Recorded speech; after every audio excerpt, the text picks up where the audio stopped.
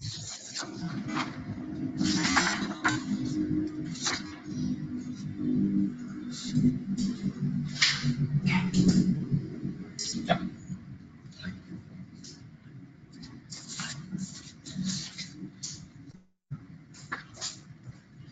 everyone.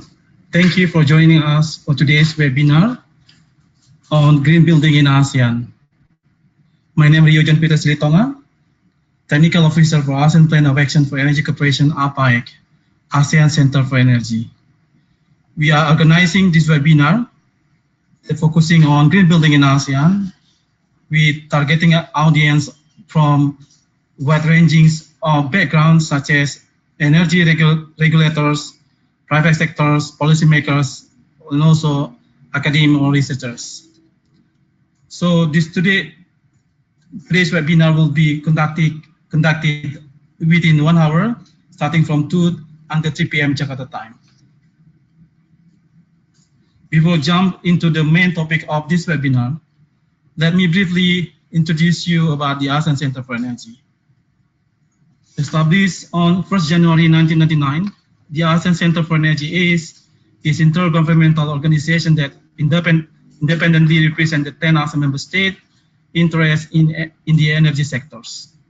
The center serves as a catalyst, energy knowledge hub, and also a think tank for the economic growth and integration of the ASEAN region by initiating and facilitating multilateral collaboration as well as joint and collective activities on energy in ASEAN.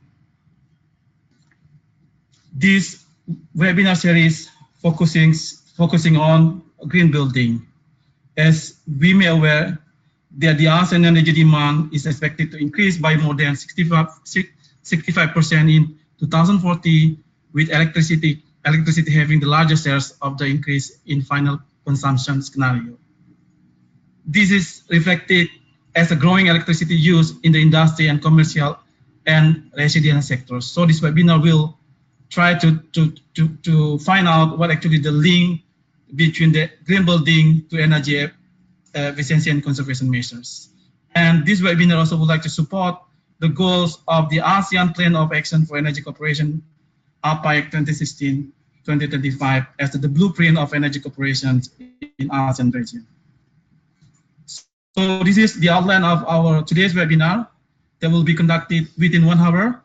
We're gonna have 3 speakers, and also at the end of this webinar, there will be 10 minutes for question and answer. So we would like to encourage everyone to address your question.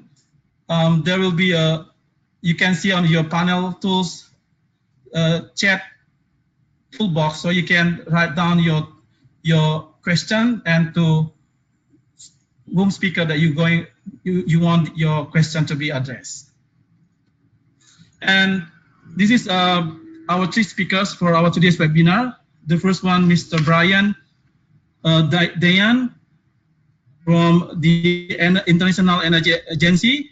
He is energy efficiency expert, Energy Efficiency Division, International Energy Agency. Brian then has more than 20 years of experience in energy efficiency and leads IEA works on energy efficiency in buildings to support government and organizations globally with energy efficiency policy.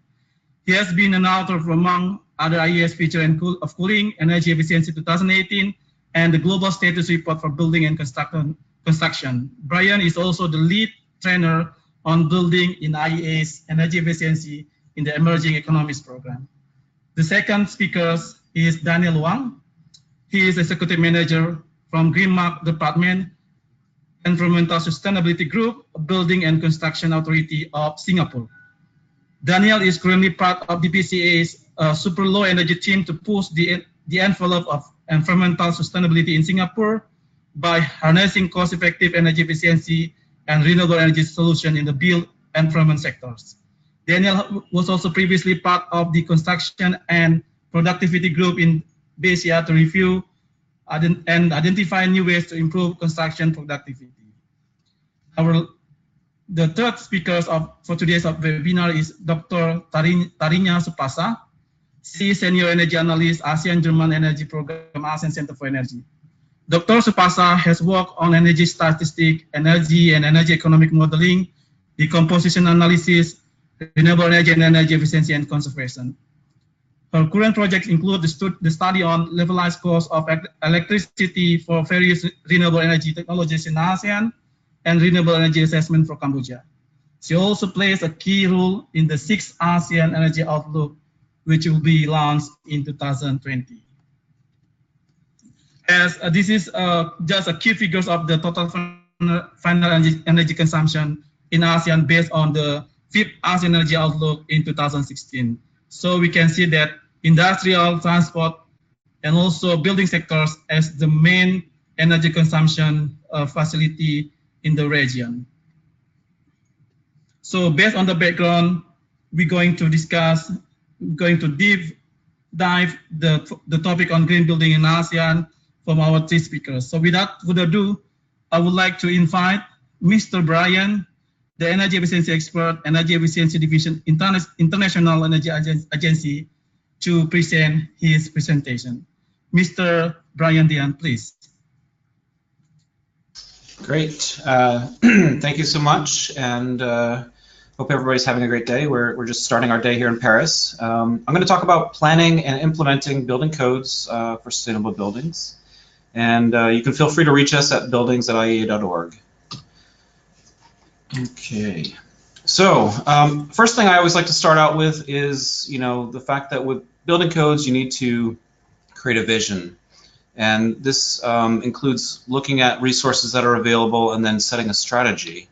One of the resources that is available is IEA's Building Energy Codes Policy Pathway. And what you can see in this document, which is freely available online, is that there is essentially a 4-step pathway that you should be using to determine what your goals are and plan, implement, monitor, and evaluate in a continuous cycle your building energy codes. So I suggest going to this resource, which was done by the IEA and UNDP. Inside of that resource, this is one of the nice infographics that gives you an idea of how to create a strategy. We like to think of this as a 3-step process, first starting with sufficiency, going to efficiency, and then renewables. So what do we mean by sufficiency? Well, it's reducing the need for energy. This could include better siting of buildings, proper orientation to reduce the need for cooling, maybe reducing the number of windows, all of those measures during the design stage that can reduce the energy use in buildings. Then we use, of course, energy efficiency to improve the efficiency of those windows, to improve the efficiency of the cooling equipment. And then we use renewable energy to then power that equipment.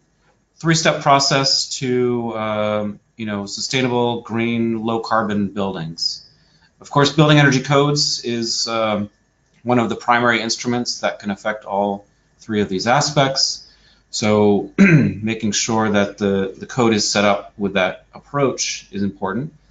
And having the stakeholders involved to understand which parts of the building code could address sufficiency, efficiency, and renewables is an important part of that step.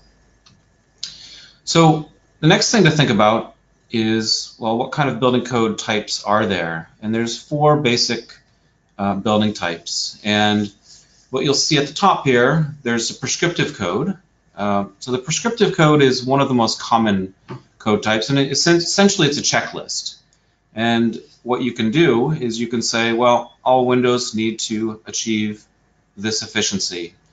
And when the designers are designing it, they know that they need to specify windows that achieve at least that minimum efficiency. And so a simple checklist could be done across each of the technologies, whether it's the building envelope or the systems of the building. So that's the prescriptive code. Sometimes people find prescriptive codes to be too strict. So what they also can create is what's called a simple trade-off code. And so a simple trade-off code can allow you to trade off between components. Let's just say for Windows, as an example, maybe you only want to have windows on the east and west facing that have the really high performance solar reduction films with it. And maybe north-south you don't want to have as much. So the simple trade-off allows you to trade off between those windows, or less efficient for on one component to more efficient on another component, just as long as the overall building performs as well as it would if you had all achieved the same basic requirements that are in the prescriptive code. So that's the second basic one. The third one is a little bit more advanced, and it's becoming more and more common. It's a performance code. The basics of this is that you would essentially have an energy simulation tool that would estimate the energy use of the building, and you'd use that simulation tool to determine which components need which levels of efficiency to achieve the minimum required level of energy consumption or energy intensity for the whole building. So essentially that's oftentimes building auditors or raters will actually use a simulation tool for the designers to ensure that they've achieved the minimum performance for the code. Now one of the newest forms of code, and is only just starting in a few markets, is what's called outcome-based. And this is a demonstration of the performance during the actual operation of the building. So obviously that's a lot more challenging at the design stage to ensure the outcome during the operation of the building, since many aspects of the operations change. But we also know that during the operation of buildings, there's opportunities for savings and conservation all the time. So one of the premises behind this is to actually improve the operation of the buildings, not just the design. So it combines together both the design, construction, and operation, and achieving total performance. A couple of ways that this is typically achieved is through either an energy performance certificate or even through an energy disclosure policy, as New York City is starting to do with large commercial buildings. So those are the four main building code types.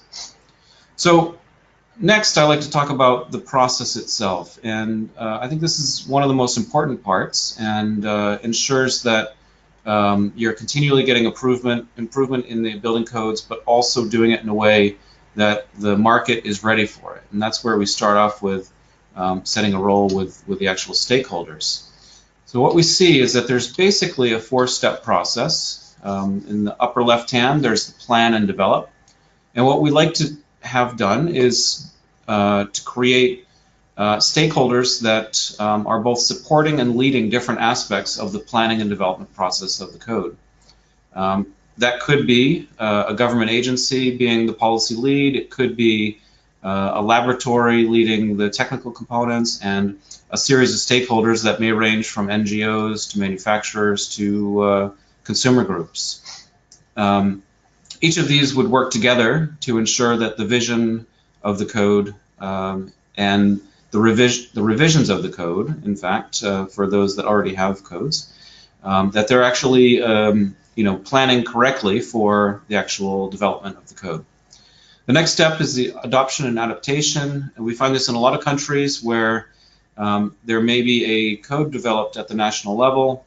You then need to adopt that at the city or state level, and oftentimes the lead is the implementing jurisdiction, so it may be the mayor's office in a city. But still, they would need technical support, and they would also need policy support, often from the same policy and technical leads that were leading step one. The enforcement is another challenging part of this cycle, but again, the implementing jurisdiction, whether it's the city or the state or the country, would lead that process, and they would have support oftentimes from third-party organizations such as rating organizations and auditors. And then fourth, and hopefully most important for many, is actually to review and to then update the code. And this is ensuring that there's a continuous cycle for continuous improvement in the building code. So this then builds into what is needed for this continuous improvement over time. And we like to think about this in terms of building codes roadmap. setting out timelines and targets for periods of time, and how to achieve both your achievable goals and your aspirational goals. And you'll see in this map, if you just look at the green, the medium green development line, this is a roadmap in Mexico, and what you'll see at the very right-hand side is that they have 50% savings model code and an NZEB stretch code.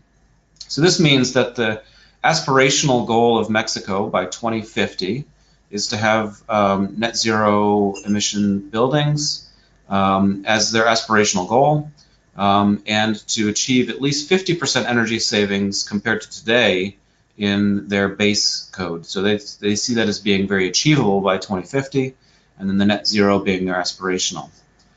Of course, the roadmap doesn't stop there. It also stops at, it also goes to the adoption, enforcement, review, and update. And at the top, actually having something on capacity building to ensure that the market is ready for it. So creating a roadmap is an important step in terms of this continuous improvement. At the actual implementation, this again is from IEA's policy pathway on modernizing building codes. And what you'll see is that each of these steps, there are opportunities for the enforcement of the building code during the design stage, construction stage, during occupancy, and prior to and during the occupancy. And at each of those points, there are triggers that would allow the implementing jurisdiction, whether it's the city's office or the third-party verification agency, to verify that the building is actually meeting the code, and that prior to the occupancy permit, that the building is actually meeting the minimum law.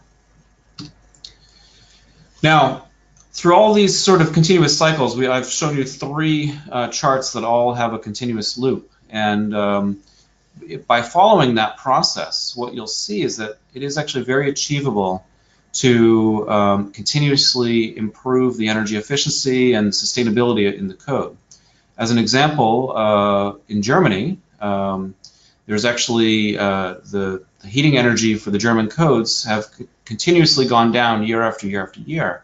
Now you'll see that this cycle actually has 2 interesting components to it. One, that the code itself improved in steps, but also the best-in-class improved significantly as well. So as the market started to improve the actual technologies available, of course, the building with those technologies was feasible and the cost went down. That meant that it was possible to have the code. So there's a hand-in-hand policy opportunity between research and development for the best-in-class technologies and the actual building code itself. So with that, I'll hand it back over to the moderator and look forward to your questions on implementing building codes.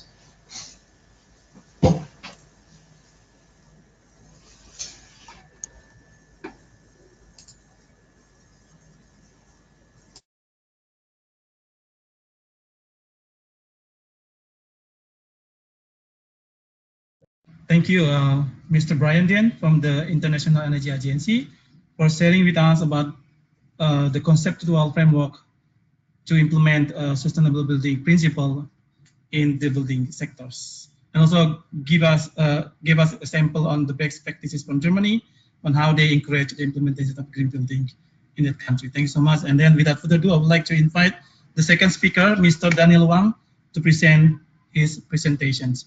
Mr. Daniel Wang, please.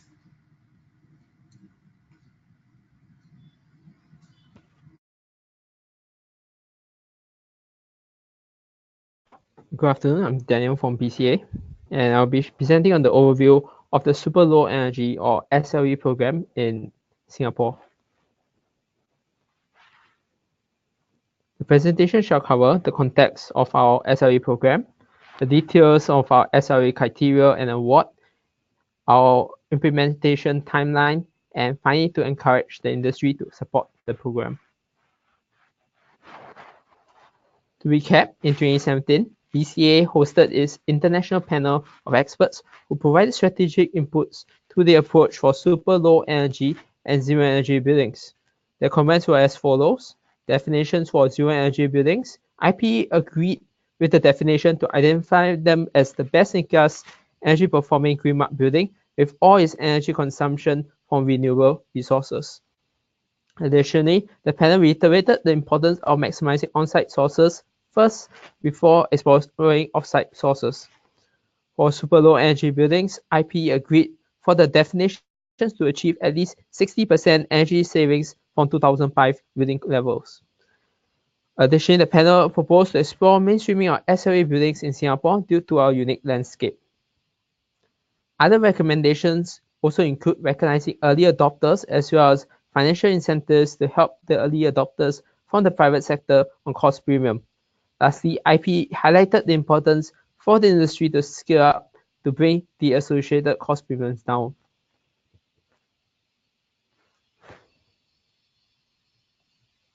SLA buildings are awarded through the normal green mark assessment process. SLA projects will have to meet greater energy performance matrix that are contained within the supplementary annex to the green mark scheme documents, green mark non-residential buildings 2015 and green mark existing non-residential buildings 2017. This will clearly outline the additional requirements needed to meet SLE and ZE for both new and existing buildings.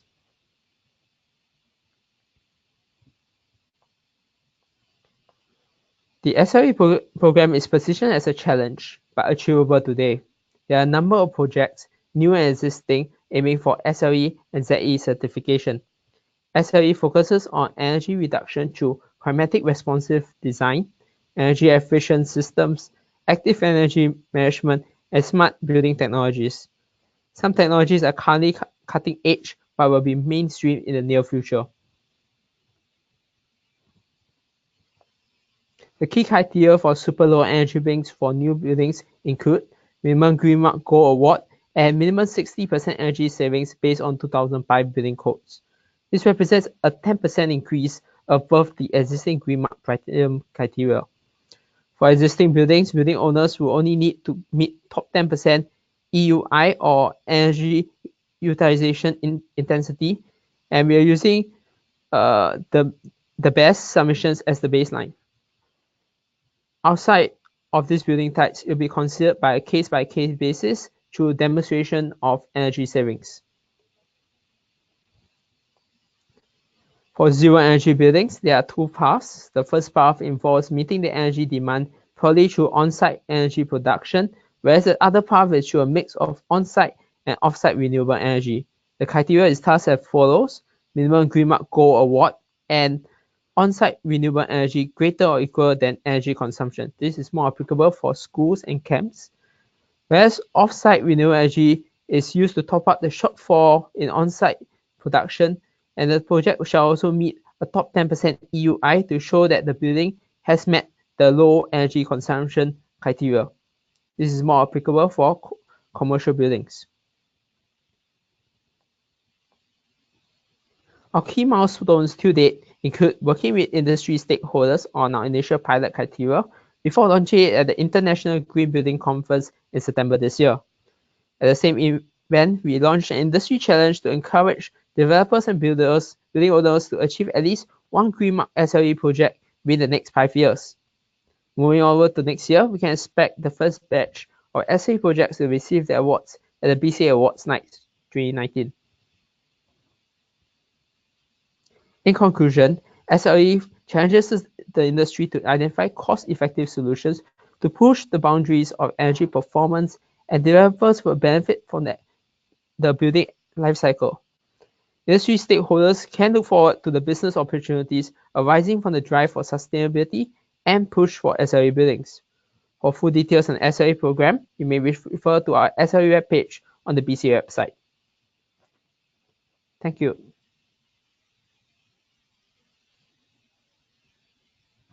Thank you, Mr. Daniel Wang, for sharing with us what we can learn from the Singapore on the green building implementations. So we are moving to the third speakers for today's webinar. But before that, we would like to encourage all the audience to ask your question regarding the presentation of our previous speakers. you can write down your questions on the tool chat, and we will then forward the question to the speakers for them to answer your question. Without further ado, I would like to invite Miss Dr. Tharinya Supasa to deliver her presentations. Miss Tharinya Supasa, please. Okay, thank you, Rio, and good afternoon, everyone. So my name is Tharinya Supasa. I'm the energy analyst from ASEAN Center for Energy. I'm working under ASEAN-German energy programs. So today I will talk about the green building codes and building energy efficiency in ASEAN.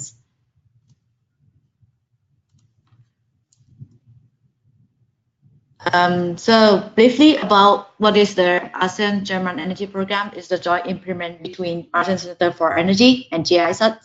So this program is promote the regional cooperations and deployment of renewable energy and energy efficiency in ASEAN. We have all 9 activities, and all of them are aligned with ASEAN Plan of Action for Energy Cooperations, or APAEC, focusing on the program number 4 and number 5. So for the study of mapping of green building code and building energy efficiency in ASEAN, we just launched this report in Singapore International Energy Week this month, 1st November in Singapore. And for the one who are interested to download this study or this report, you can download from the link here, which I provide on the screen here. And briefly talk about the objective and the methodology we use for this study. First, AGEP, we conduct the mapping, this study to review the current state of green building codes in ASEAN regions. We also review the existing policy schemes, incentive for building energy efficiency and green building code. And also we highlight the challenge of each member states and also provide the recommendations for the ASEAN member states. And for the methodology, we first conduct by review our documents and publications available online, and then we do the draft report. And after that, the draft report have been sent to the focal point of energy efficiency and conservation subsector network for review and for validate the report. And again, the report also, we also set up the focus group discussions on July in Jakarta, invite the green building councils in ASEAN to validate and give the review and feedback on our report to ensure that all the data and findings and information in the report is accuracy and reliable. So this table is showing ASEAN's member states energy efficiency policy and target, or EE, which is energy efficiency. So we can see that for all 10 countries in ASEAN, when we talking about the energy efficiency target, the target is about reducing energy intensity or reducing total final energy consumptions in particular sector. And from the energy statistics of ASEAN, we found that the commercial and residential sector account for around 30% of total final energy consumptions in ASEAN.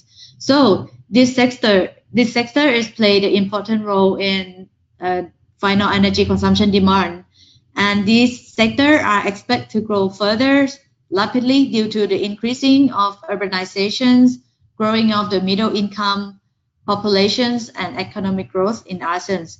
So for these reasons, the energy efficiency improvement in buildings for commercial and residential has become a key strategy for ASEAN member states to reduce their energy consumptions and energy intensity. This figure shows the green building rating tools which is implemented by 7 countries in ASEAN. So we can see here from Brunei, they have the green building rating tools called Bagus, which stands for Brunei Accredited Green Unified Seals, and for Indonesia is the Green Chips. For Malaysia, they have MyCrest, which stands for the Malaysian Carbon Reductions and Environment Sustainability Tools. And for Philippines, They have Birdie, which is from Building for Ecological Responsive Design Excellence of Philippines. For Thailand, we have TGBI, which is Thai Green Building Index. And Singapore, of course, BCA, and Vietnam's they call Lotus. For Cambodia, Laos, and Myanmar, they are in the stage of developing their codes for buildings energy efficiency. So these green building rating tools are the mechanisms to access and recognize buildings that are meet criteria. And this is also a mechanism to develop standards for green building policy and framework for the building sector. This figure showing the green building codes and the rating tools and associated energy efficiency standards adopted in ASEAN member states. The green color is represent for the mandatory and the yellow color is represent for the voluntary. So the green building code and rating tools have been implemented on mandatory and voluntary basis depend on the country. For example, Singapore, the certifications of Singapore's BCA Green Mark is a mandatory for all new buildings and for major retrofit buildings. And for Brunei, the green building rating tools is a requirement for the government buildings, but it's become the voluntary for the commercial buildings. For Malaysia, Philippines, Thailand, and Vietnam, the green building certifications is carried out on the voluntary basis. And for Indonesia, we have the green buildings and rating tool only for in the province scale for Jakarta and for Bandung. And this table shows the category of the various national ratings to development of ASEAN. And as I mentioned before, like the rating tools become the mechanism to access and recognize building that meets specific criteria, and are used to reward and incentive building owner to implement the energy efficiency and green feature for more sustainable buildings. And also, these two are also used for the mechanism to develop the standard for green buildings and appropriate policy and regulatory framework for the building sector. And if we can find here in this table, we can find like the common observation that our building rating tools include criteria for the energy efficiency measures. Here is include like air conditioning system, motors, pumps, energy efficiency for lighting system, and building envelopes, ventilation system become the major items to be scored for the certifications. So in general, after our review, our study showing that even though some countries already have the green building codes and green building energy efficiency, but in somehow the challenge is still there and still have to overcome by country. So the challenge here we found in our study, we can grouping into 21 major challenges and then sub-categorize into 3 groups. The first one is common challenge, the second one is technical challenge, and the third one is the policy challenge. So I can give you some example. So what is the common challenge, what is the technical challenge, and what is the policy challenge on here? And the challenge we found here is based on the focus group discussions on energy efficiency and the Green Building Council Code in ASEAN, as I mentioned before. For example, the common challenge we found here is, the first one is the limited skilled manpower in ASEAN. So we found that it's still not sufficient training on green building rating in ASEAN yet. And the second is the limited awareness of energy efficiency measures and impact. So most of the project is still focusing on other things like construction thing, but still not overly limit in awareness of energy efficiency of measure and impact. And also for the energy building energy code and standard in some ASEAN member states, we found that it's outdated and not updated like for many years, and still no benchmarking system and calibrate process. And some example for the technical challenge we found here, like there are only limit information on passive building design, because most of the building in ASEAN's country is still for the active design, and we still have very limited information or data on the passive design. And it's not yet common to consider energy efficiency at the early stage of constructions, and the energy audit and site verifications of building are not often conducted yet in ASEAN member states. And there are not many institutes or centralized body that undertake the necessary audit for energy efficiency measures, and the code itself is not cover the large range of equipment yet.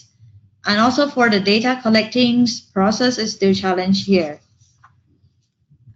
And for the policy challenge, I can give you some example here. From this figure, we can find that the green buildings setting up is involving with many stakeholders in country. For example, Philippines, we can see like for setting up the green buildings, code is related to the department to the building department ministry and to the energy ministry, and also related to the green building councils. And yes, since it's related to many stakeholder, so sometimes the coordination between stakeholder, like between public and private sector, is still challenged here due to the lack of communications, different interest topic, or etc. And also, some ASEAN member states, they develop their own building codes and standards which not in the line with international practice yet. And the other challenge for develop the green building code here is the high initial cost of green building code and energy efficiency technology. So make it sometimes it's unattractive for the investor to invest in this kind of area. And it's also lack of the financial and incentive scheme in ASEAN member state country.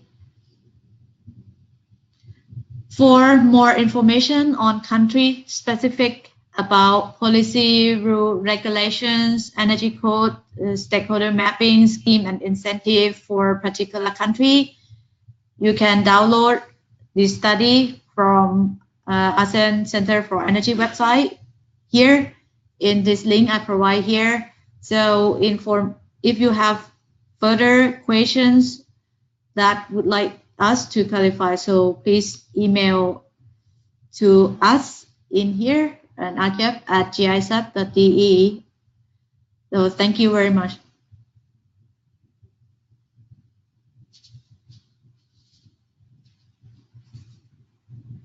Hello.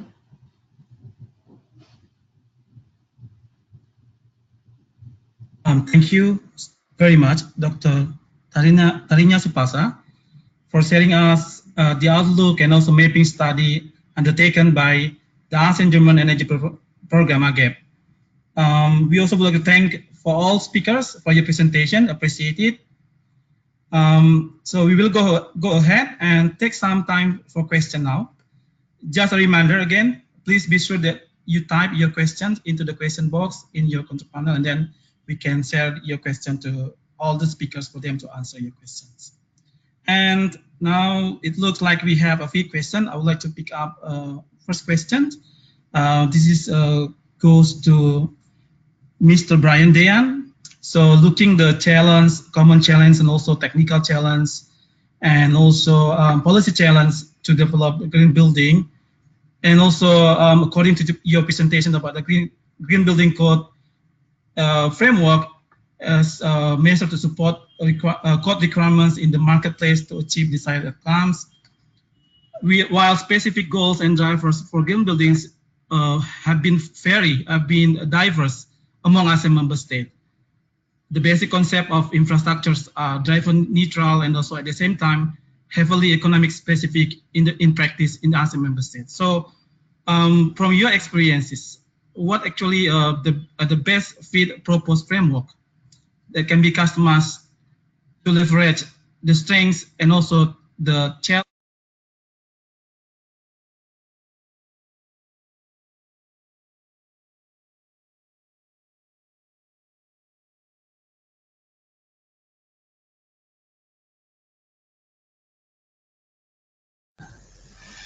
Thanks, Rio. I heard most of that question, and I'll take it over from here. So what we have found is that the most important thing is that there's analysis done at the very beginning to understand which measures are actually cost effective, because there are energy efficiency measures that are cost effective that the market may not know about. And by actually setting even a simple regulation as the process starts, I showed that these round cycles. What we want, one of the terms we've used is want to get the wheels rolling. So we want to get these turning. And so if you do some analysis at the beginning and says, okay, it's efficient to have a slightly more efficient air conditioner because the air conditioning loads are high, then you set that as a minimum requirement because the cost of them in the market, because they're available in the market and the cost is not very much. That would be a simple regulation upgrade that would then change the market, because as you set requirements for each component of the building, the products actually become available and the services become available. If there's no demand for insulation in Indonesia, then the cost to buy the insulation in Indonesia is going to be very high. Same thing for windows, same thing for air conditioners and every other product. So, but by doing the analysis that understands what the cost effectiveness is of the technologies, you could actually continue to drive the market. And in fact, there's an interesting story in the United States where for a long time, all windows were single pane, one sheet of glass, which is not very efficient. The analysis was done to show that the double pane windows would actually be more cost effective. So the code started to shift to double pane windows. Now today, it's actually cheaper to buy a double pane window than it is to buy a single pane window. So the market has completely flipped, literally because of the policies. So hopefully that gives you some insights into how to start this process. And of course, with Singapore, what we see is that the market has had codes in place for a long time and really good infrastructure that they're now able to go to super low energy buildings. So that wheel is already turning in Singapore, and obviously it'd be great to see more of that across the ASEAN region.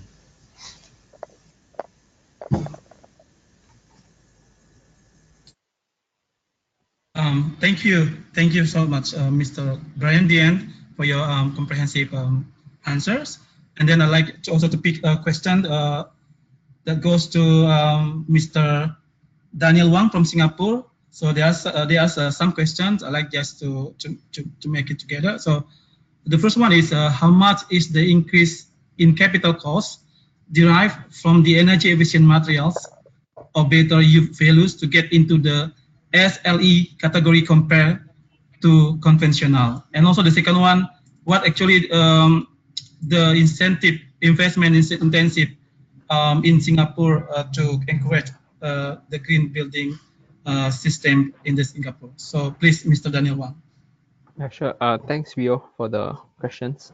So for the first question, it was regarding the increase in capital costs to get into the SLE category program. So what we actually envision is that the SLE program is more focused on cost-effective solutions. So we're not asking for building owners to strive for very expensive technologies just to achieve SLE. In fact, it should be more towards cost-effective. And in terms of U values of the building materials, what we emphasize on the program is through the 4 energy management strategies. So first one is on passive design, followed by active management, and followed by smart control, and lastly, renewable energy. So in this aspect on the materials itself, they just have to meet the U values and ETTV values required in our green mark requirements, and this will just be the basic one. So they just need to fulfill the green mark gold award requirements, after which they can tap on more towards like the orientation of the building, and then how to maximize natural ventilation and renewable energy to go towards SLE or even ZE buildings.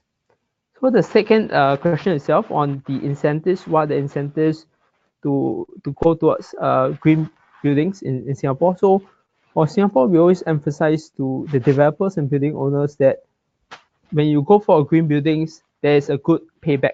And usually the payback periods is what we listed in our BCA website. So it's quite attractive. It's not too long.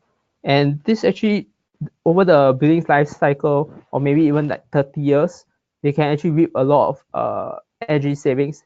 And this actually can be transformed into cost savings. So actually it makes economic sense to go for green buildings, especially in Singapore, where in Singapore's climate is we have a tropical climate, so we do have sunshine all year round, and this could be a good way to reap some energy savings, and then in the long run you do see the rewards. Thanks.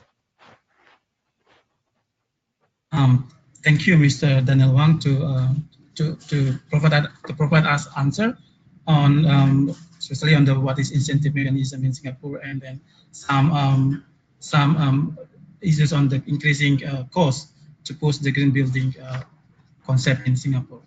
So I would like also to go to the another speakers, Dr. Tharinya Supasa. So we have seen the study conducted by AGEP team on the green building mapping and outlook also in ASEAN. So on the study also reveals what the challenges in ASEAN that currently still been facing by ASEAN member state in bringing forward the green building concept in ASEAN. So there is a question from the audience. So which challenges that have to be prioritized first, and how to tackle it in order to bring up the green building concept in ASEAN.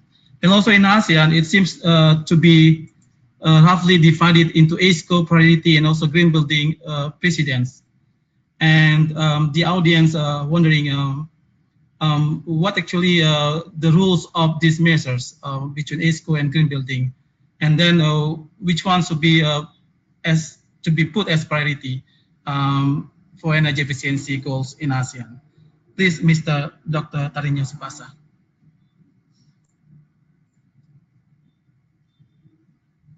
Okay, thank you, Rio. So for the question, I think which one have to be prioritized?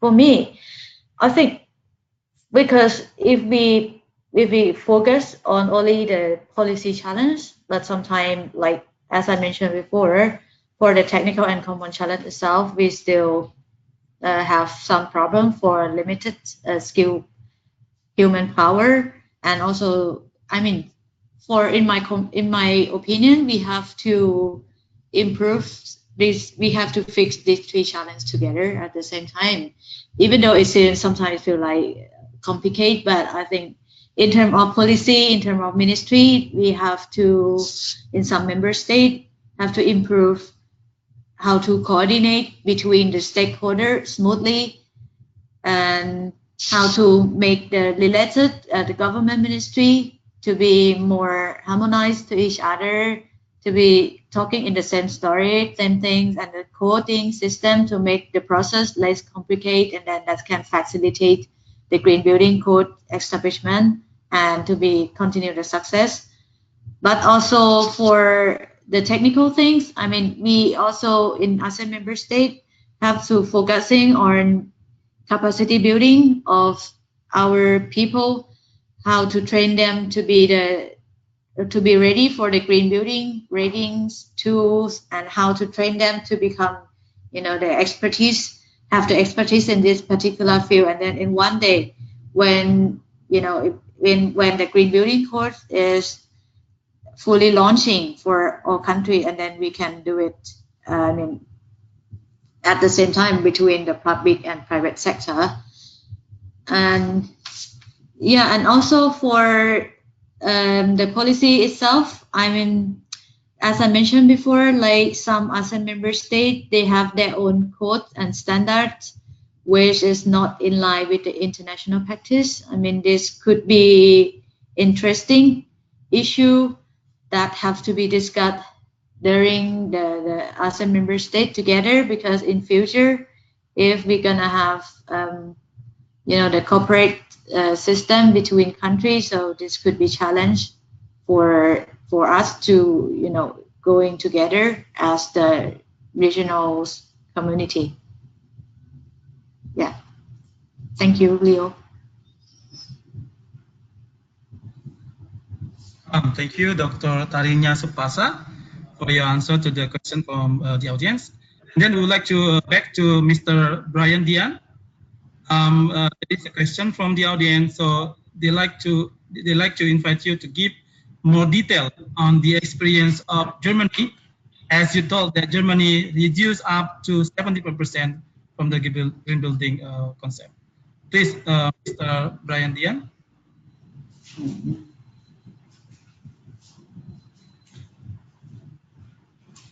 Okay, so I'll provide what I can. I'm not from the German government, but what I've seen is what they've done is they have a ENEV is the name of their policy that they put in place, and that particular policy initially was back in the 70s and 80s was reasonably it was at a starting point.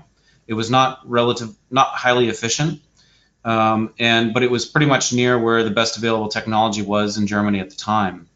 And what they ended up seeing was that they conducted analysis and saw that the best available technology was actually improving in terms of the building envelope, and so the windows, the insulation, and then of course the heating equipment as well. So this was all about the heating. How do we reduce the energy use in heating? Of course, it's the flip story for ASEAN. How do you reduce cooling? How do you improve the windows, the insulation, and the cooling equipment?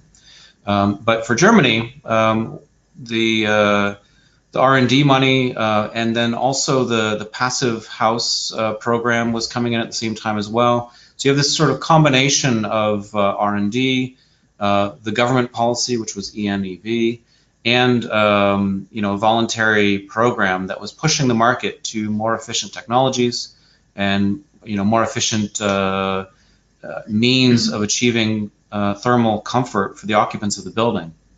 And that cycle just continued, and each year it just kept getting lower and lower. The cost to have an energy efficient building. So today, the new buildings that are being built are much more efficient than they were 20 years ago. And so, I think this is a great story in terms of why, even if we start out slow, even if the policy is small and maybe considered easy, if we start off there, what we will actually see over time, 10, 20 years from now, we will actually see significant energy savings. And that's why I really like the idea of a roadmap. When you say, well, what is our aspirational goal? Where do we want to be in 2050? And recognizing that the markets will evolve, the cost of the technologies will go down as people buy them. So this economy of scale. There was also the question on incentives, and what I've found as well is that actually bulk procurement is a huge program that can be used both as an incentive to homeowners and building owners. If it's done correctly, essentially what it does is it reduces the cost of the energy efficient technologies. So it's like an incentive, but by buying it at bulk prices, maybe across an entire city or across an entire market, what we do is we see that the scale of selling more efficient technologies actually reduces the cost of those technologies. In India, they've actually done it with lighting to start with, and the cost of lighting went down to less than $1 US for an LED light bulb. They're now starting that with buying efficient air conditioners, and also they're looking at electric vehicles as well. So bulk procurement could be a way to actually push that cycle forward, reducing the cost of the efficient technologies, enabling the code to be more efficient as it has done in Germany.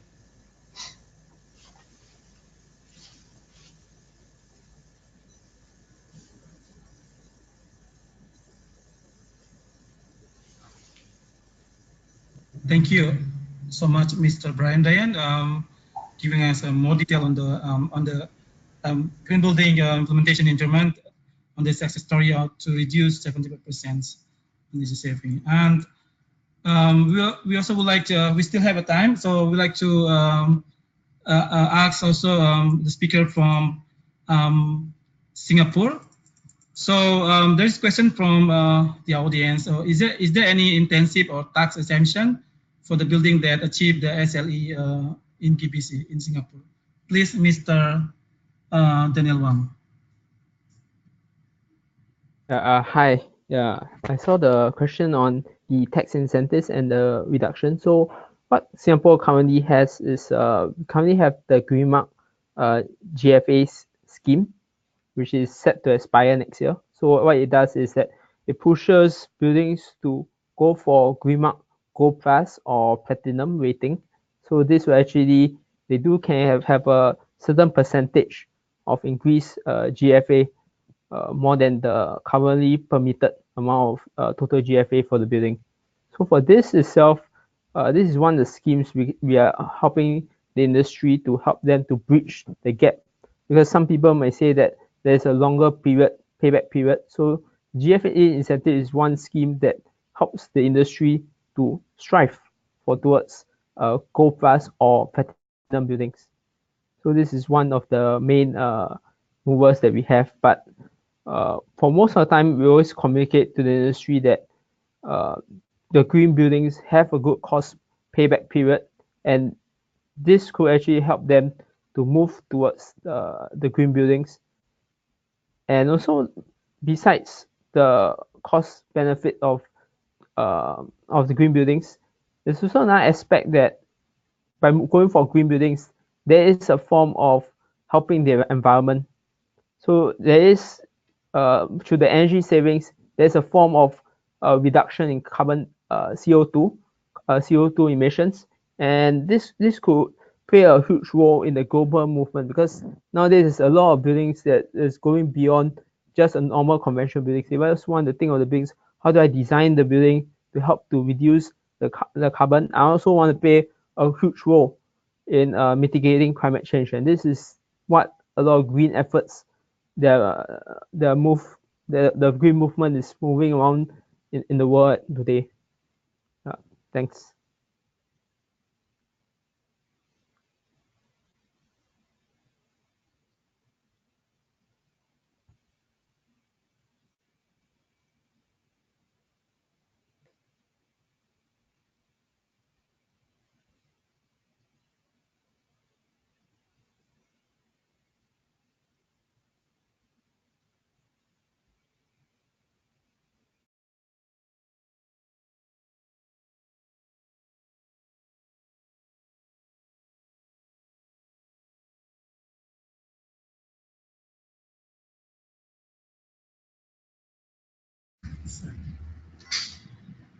So thank you, Mr. Daniel Wang, for your for answering the questions from the audience about the tax exemption and tax incentive in green building in Singapore.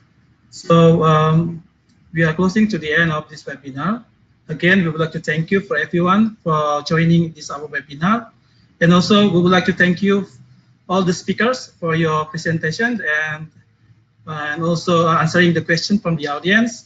From Mr. Brian Dian from IEA, thank you for sharing with us about the policy and technical to implement the sustainable building in the building sectors, and Mr. Daniel Wang to give us a lesson learned and success story from Singapore, how you can bring up the green building concept in Singapore, and also to Dr. Dr. Supasa for providing us, sharing us with us about the outlook and mapping of green building in ASEAN. And again, for everyone, we have been pick up some questions from you, and we will send the remaining questions to the all speakers for them to answer the questions that not yet been answered during this webinar.